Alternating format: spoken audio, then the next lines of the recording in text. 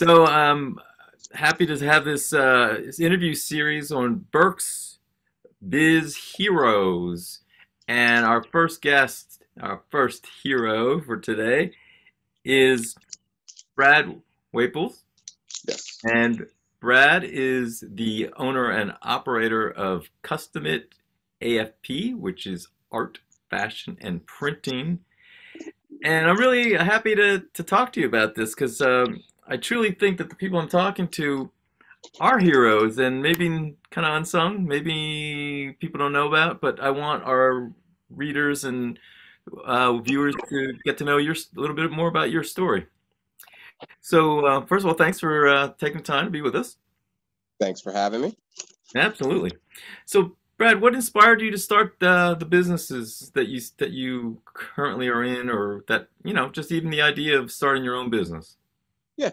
So, I guess I would have to preface it with the fact that I am Bradford Waples Jr. So there's a senior to the Bradford Waples, and I'm actually giving a bottle to Bradford Waples the third as we speak.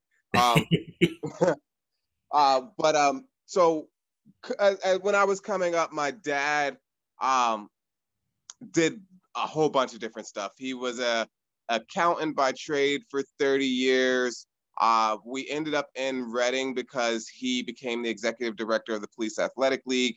And through that, I got to witness him do a bevy of community development, um, amazing leadership development, and really transform a community and really transform an area and see the impact that that then later had on a lot of my peers who were there at the time. Now to see actually the guy who is in charge of the PAL now, Ryan Hightower, is one of the kids that was there when my dad was there and helped groom and bring up. So it's just to see those types of results and see those types of things happen I just are got goosebumps.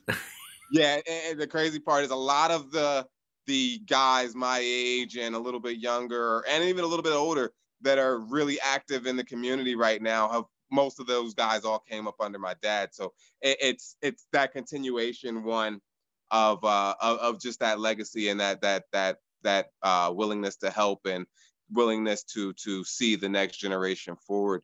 That is the initial start, I would say, and always being the driver for me knowing that I had to continue the legacy and do something myself.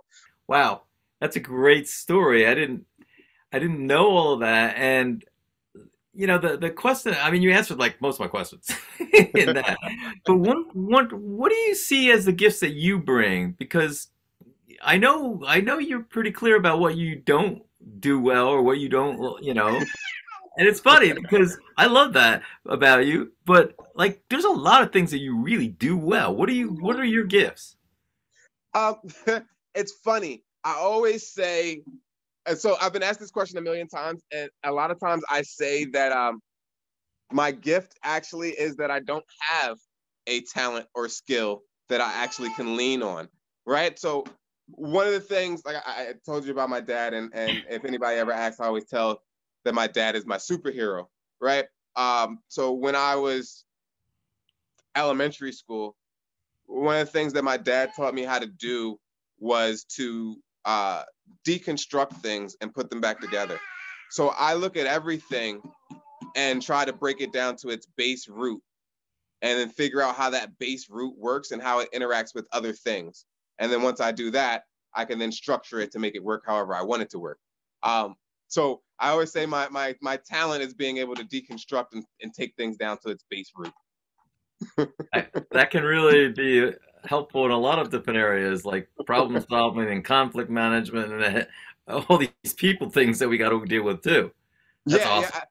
awesome. And That, I say that that has been an extreme help because as you mentioned, you know, the ability to communicate and to articulate and to be able to uh, understand the communication points to be able to deal with different people comes from the ability to deconstruct conversations and deconstruct the psyche of various people that you're talking to. So it's helped across business and various forms of life. That's so I always lean back and say my ability to deconstruct is my number one skill. I, that's awesome. That's awesome. I mean, you mentioned your dad and your family. Um, is there anybody else or other people that have really, that you look back on and say, hey, they really were got my back. They were supporting my professional life, things like that. Oh yes, definitely, definitely. Um, Early on in getting the business open and started, and just understanding how to navigate some of the structures and get through some of the things. Our previous or couple mayors back, Tom McMahon was a great help and influence for me. I've had various different great mentors over the time. Like I mentioned, with Penn Corridor, which is now Berks Alliance. John Weidenhammer he's been incredible over the years, and helping out with various different projects and being able to do things. Even in the initial festival that I did. Like I said, I did that at 25, so obviously there was a lot of things that I didn't know and didn't understand. And Bernie Gerber, who was one of the directors at Berks Arts Council at one point, he's been another person who over the years has been very great and helpful. And then the biggest, I probably in my professional life, who's probably had the biggest impact has probably been not probably is Bonnie Versace. Bonnie Versace has been she's amazing, and she's done leaps and bounds to just help me expand in networks and being able to reach different groups and different people that just wouldn't be able to get in the room with. That's how we met. Yeah, exactly. Yeah, Bonnie has She's awesome. over the last probably 3-4 years. Bonnie's been amazing. And then also Johanny and Mikasa Sukasa. That's always been, it's an amazing community space, and so many things have been propelled and catapulted from there. That first festival I did literally comes off of me coming to the first time I ever went to Mikasa Sukasa was because I saw a post on Facebook about a group called The Collective meeting there. And that was my first introduction to not only Mikasa Sukasa, but to the community development space and all the people who are involved in doing these amazing things. So that space there alone is definitely one to be touted. And Johanny and professional help has been extremely amazing as well. That's awesome. That's really neat. Um, you know, you had the benefit of a lot of mentoring and guidance, and that's great. If you were to give advice, the most important single piece of advice for youth in our community, regardless of what the business is that they want to start, but what would you, if you could focus that down to one thing or two things, what would it be?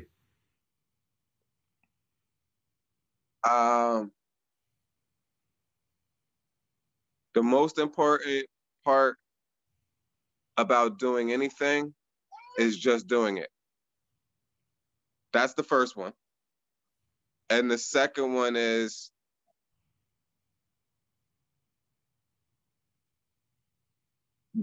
not giving up, because the success is probably 2 steps after you quit. Yeah. those I'm gonna steal. I'm gonna give you credit, but I'm gonna steal that. That's awesome. Yeah. Those would be my two biggest things. Yeah. And I know those are my two biggest things. I've said those two a lot. Yeah. Yeah. This has been great. Thank you so much for being a part of this.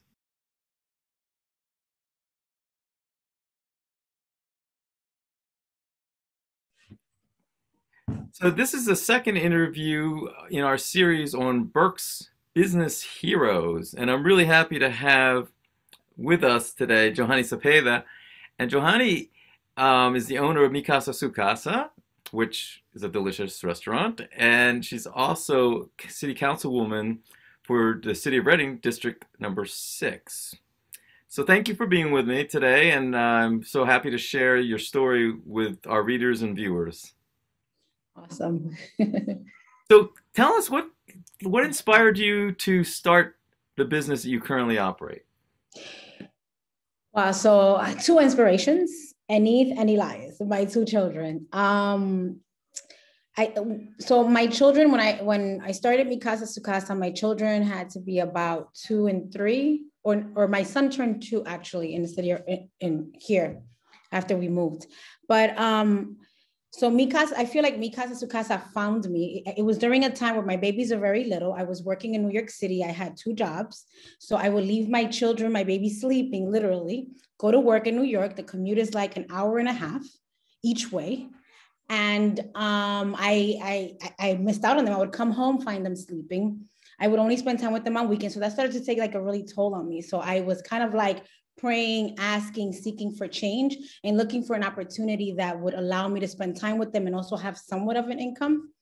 And so in my travels back and forth to Reading, because I've been visiting Reading since I was like 16 years old, so I have a ton of family. And one of my visits, I went into 320 Penn Street, which was owned by my cousins, Rocio and Josefina, twins. I don't know if you've ever met them, but they're amazing, phenomenal women. And so they had this place that they were looking to get rid of. So it all kind of happened simultaneously. I was seeking, they were selling, and I felt the butterflies in my stomach, and I just took a leap of faith. And here I am, 14 plus years later. Wow. Children are now 17 and 16. Oh my goodness. That part's scary, right? Tell me That's about awesome. it. That's awesome. Thank you. You know, Santos, I'm sorry. I should have thrown on some red lipstick if I knew this. you're beautiful. You're beautiful. It's okay. I think, there's a holiday season coming up and we talk about gifts but I see you and the other people I'm interviewing as really gifts to the community. What gifts do you think, whether talents or skills, that you bring that have been so far most helpful to you in your success? Well, first I want to say thank you to you for, I guess, giving me and all the others this recognition, because I feel like we have so many heroes in our community, and I'm humbled that you consider me a hero, because I truly just do what I love, and I think that's my gift. Like, I love people, I love serving. I have a very big heart, and one of the things that was instilled with me as a very young child, especially from my dad, was everything you do with love, or you don't do it at all. And that's kind of been like my driving force, to just kind of like always do good and pay forward whatever I receive, if that makes sense. Makes good sense. Absolutely. And it makes it so much easier when things get rough, because you know why you're doing it. Right. Yeah. And when things get rough, because they often do, anyone who's in business knows that, it's not an easy thing. It's quite a challenge. I think it's been one of the most difficult things I've ever done in my life, to be quite frank, right? Because it all falls on you. The decision, every consequence, whether good, bad, every result, it falls on you, right? Income, no income, etc. So it has definitely been one of the most difficult things that I have done ever. And you step up too. You always step up. When people ask you for help, you stepped up to serve the city. Yeah. That's also a really wonderful gift that I've always observed in you. So that's really cool. Thank you. And I say that. So in my prior life, before coming to Reading, I ran a community center. So I've always been very connected to like young adults, children, families, and always had, this need to help empower others and help them realize how much power and value and how worthy they are and how much more they can accomplish, right? So I've always loved serving. That was my vocation in New York City.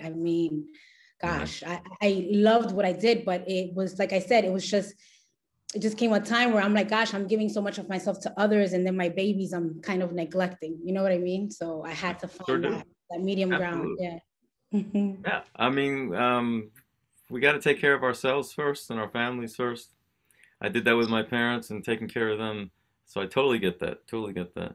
What, I love that you mentioned your children. Are there other people, or is there particular persons that really have supported you professionally in terms of, encouragement, mentoring, guidance, whatever? So first, I want to say I have a very supportive family and an amazing husband who also supports, who has been co-owning with me and co-managing and just helping Mi Casa Su Casa go to a whole other level. So I kind of also want to give credit to him, to my mom and dad, because I don't think Mi Casa Su Casa would be, or I would be, I don't know where I would be if it wasn't for their love, support, motivation, and kind of like just rolling up their sleeves and getting dirty with me. Do you know what I mean? So, yeah, if it's genuinely has been a family business, and you know that in itself has its own challenges, but that's a whole nother question, right? Right. Yeah, absolutely. Um, I know that you love to give back, and I know that you do that a lot. The last question I have is if you were to give, one piece of advice to somebody, a youth in our community who want to start their own business, whatever it would be, is there just one thing that you could say that, this is really important? So, gosh, there's just so many things, but Yeah. if there was one thing that I can narrow it down to, is test what they're seeking to accomplish. And what I mean by that is that either find an internship, find opportunities where they can kind of like figure out if that business they're thinking about is something that they genuinely want to pursue. And one of the things that I find in the city of Reading, there's so many opportunities, resources, and people who are always willing to open their doors to give young people opportunities to learn and grow. I'm one of those. So if there's any young person who's interested in the restaurant fields, just come on over and I'll give you some chances so you can see what it's like and get a taste before you kind of like dive right in. Jump into it. That's great. That's really generous of you, and that doesn't surprise me that you would do that for our folks in the community. So this 2022 going to be an exciting year for lots of things going on. I look forward to hearing more about what goes on and all the things that you're involved with. So thank you so much for taking the time to be with us today. Thank you for having me, Santos, and thank you for considering me one of the Berks heroes. Absolutely. Yeah. Again, to all the young people that may be watching, it's like if there's another thing, if you don't mind, Santos, but remember, absolutely. Again, I can't emphasize enough, like whatever you do in life, do it with a lot of love or don't do it at all. And remember that when there's a will, there's a way. I like that. So thank you so much.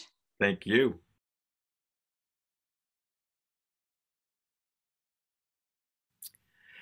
I'm happy to be talking with Tony Moore, who is the CEO of Reading Film Studios. And in this series, I'm talking to who I consider to be Berks Business Heroes. Now, as we saw from the other two interviews, there had been folks that have been more established, but Tony's still a hero to me because he's new to town and has some exciting things going on, and so I wanted you to get to know him as well. So let's start off. I have some questions to share that I shared with you. And so my first question is, what inspired you to kind of start this business that you're currently operating? Well, a good friend of mine, Chen Li, came to me about 4 years ago and said he wanted to continue the journey we had started 20 years ago and building a film studio. And he said, look, I found the ideal place, and it was in Reading with the buildings. Not only that, the supply and demand thing is all here. It's a demand for it, and they needed a supply, and that's why we came in to fill that, especially for independent filmmakers. That's the most important thing. Yeah. So, Tony, you got a lot of talents. I'd love to hear what you consider some of the gifts that have helped you, been most helpful to you in your success so far. I mean, you've done so many other things besides, but in your current position, it's kind of all led to you to this. So, what do you consider your gifts that you bring? Well, naturally, when I was a kid in junior high school, really public school it started, I had a gift in the arts. I can draw. I can see things and just draw it. So I won in 1973, I won the Gertz kid award to draw. I drew a oil painting and artwork of Bruce Lee doing a flying kick. And I won the award, took pictures, made in newspaper. Then after that, I had a thing for music too at the same time. And as you're coming up in New York City, especially in the hood, you'll learn to adapt to things. You want to be on the straight and narrow path. You don't want to go down the wrong road. So I thought music was another thing that I can gravitate to and do. And as I got into doing music, which happened when my mother, around the same year, in 1973, she allowed me to do a little party in the basement. And I gave the party and I gave out invites and I made $67.75. And that sparked, that right there, I couldn't believe I could make that type of money with just people coming in the house. So after that, I had the bug for entrepreneurship, doing my own thing. Though I had to work a 9 to 5, it didn't matter. I strived to better myself, push myself along. That's a great story. That spark of entrepreneurship. Yes. Back then, that's a lot of money. Oh yeah, 1973. That's a heck of a lot of money. Oh no, 73. And matter of fact, my mother even taught me another lesson. She said to me, okay, now you made this money. Now you understand how to make money. Now your responsibility, you got to pay rent. Downstairs, that basement costs $20. I said, $20 a month? I was so upset, but she taught me another thing. You have to pay for it. And then after that, and I've had plenty of other parties since then as being a DJ, became a DJ, and ran into Russell Simmons in 1977, worked with him along with a number of DJs and producers that became iconic, from Russell Simmons to Andre Harrell to P. Diddy. Mary J. Blige was my first, she used to sing backgrounds for my group. Then I did the movie House Party, elevated from being a DJ and got into being a producer in the 80s, early 80s. At the same time, I was working at a bank on Wall Street. Wow. So I was wearing 2 hats until I had my major break in 1987 when I got called in to do the movie and work on those projects, and never looked back after that. Yeah. I mean, so you talk about your mom and the inspiration that you get from her. Are there other people, or was another person that really supported in your professional life and your aspirations to kind of kickstart that for you? Well, my stepdad, he was the type of guy, he was, old school, straightforward. He was a designer for a company in Brooklyn that made baseball jackets and coats for kids around, I think, the whole East Coast at that time. And he wasn't the type of guy that believed in trying to be an entrepreneur. He's just a working man. Just get a job, that type of guy. But my mother was the one who nurtured me in that way, being that I had, as I came up, I had a problem being dyslexic, you would say. People, sometimes they tease you when you're a kid, get a lot of tease, but people didn't understand at the time. Yeah. You had mentioned, I know in one of our conversations about, was it a sitter or a teacher who gave you one of your first equipment? Oh yeah, it was my tutor. I forgot her name, but she went to St. John University. Actually, she lived in that neighborhood, never forget it. And every year she would take me out, and then for my birthday, she would ask me, what do you want? The first year I wanted an art set, and she bought me all this art equipment and paint. And the second year, I wanted a camera. She bought me a camera. And then the next year she bought me an audio recording device. Now, all 3 things I did. Wow. From awesome. art to filming to audio. It was like, for me, it was like a marriage. So when I went from one extreme, from art, got me into doing music, and then from music, met the Hutland brothers when I did House Party, and they encouraged me, you know what, we need more brothers behind the scene, not in front of the camera. You should get into it, man. You got that eye for detail. And I was like, you just super me up. Right. But I thought about it, right? And I said, let me try it. Let me just go into it. Because to me, that could be the next level for me at the time. Because once I did the movie House Party, and I seen how when they put a film together, it's a lot of complex things and levels to filmmaking than it is for music. So if I combine all that together, that's it. Yeah. So at that time I said, now it's time to go back into art. And then I think in the 90s, that's when I started taking courses in learning Photoshop, After Effects, before it got popular. Yeah, that's awesome. You know, it's great to hear how people have had such an impact on your life, not, you know, beyond family. I mean, family is great, but like, so what would be the single most important advice you would give to youth in our community about starting their own business? It doesn't have to be necessarily filmmaking, but you know, in any case, what would you advise? If you want to start your own business, find something that you're passionate about. It's not to you, it's not going to feel like it's a job. It's going to feel something natural, something that you have passion. It might be anything. It might be you're tired of seeing a plug on the floor going this way and you decide to reinvent that, come up with that, and you never know. Invention comes with, a lot of times when people start businesses is because they get tired of going through problems or things they can't get done from somebody else. They said, what the heck, I'm gonna do it myself. So they'll wind up starting a business. So you never know. But one thing I definitely tell you, don't give up. Take one thing at a time. Do your research before you get into it and see, will you really want to do something like that?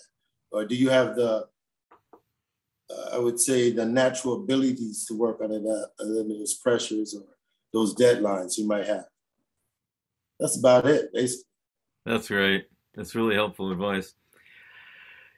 Going to be a lot of exciting things going on for 2022, and I really wanted the readers and the viewers to get to know you because I think you're going to be one of the best gifts this holiday season to our community because of what you want to see in your vision, and we'll get into that in other ways at the beginning of the new year. But thanks so much for talking with me tonight.